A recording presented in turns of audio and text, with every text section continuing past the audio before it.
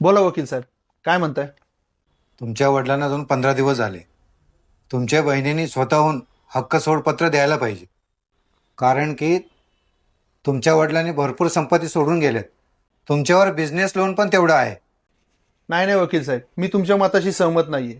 एक तर नवीन कायदा आलेला आहे समान हक्काचा, आणि माझे आणि बहिणीचे प्रेमाचे संबंध आहेत, आणि मला वाटतंय की ती स्वतःहून मला हक्क सोडपत्र देईल.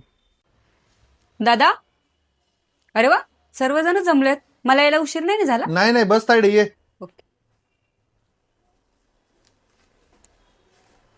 तुमच्या वडिलांनी जाण्याआधी मृत्यूपत्र तयार केलं नव्हतं.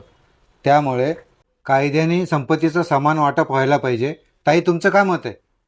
अर्थातच कायदा आहे ना, तर जे काय असेल ते प्रोसिजर करून घ्या, सह्या करून टाकू. ठीक आहे वकील साहेब, करून घ्या प्रोसिजर, काय असेल ते.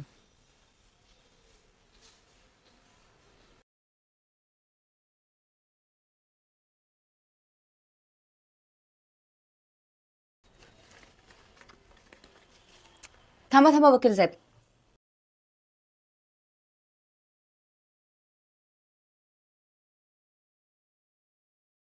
हा माझा बाबाच्या बिझनेस लोन मधला हिस्सा.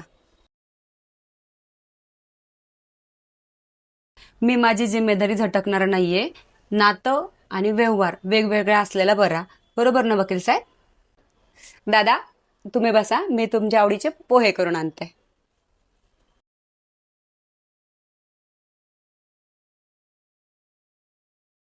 तर मित्रांनो, संपत्तीमध्ये जसा समान हक्क पाहिजे असतो, तसा जबाबदारीमध्ये सुद्धा समान हक्क पाहिजे.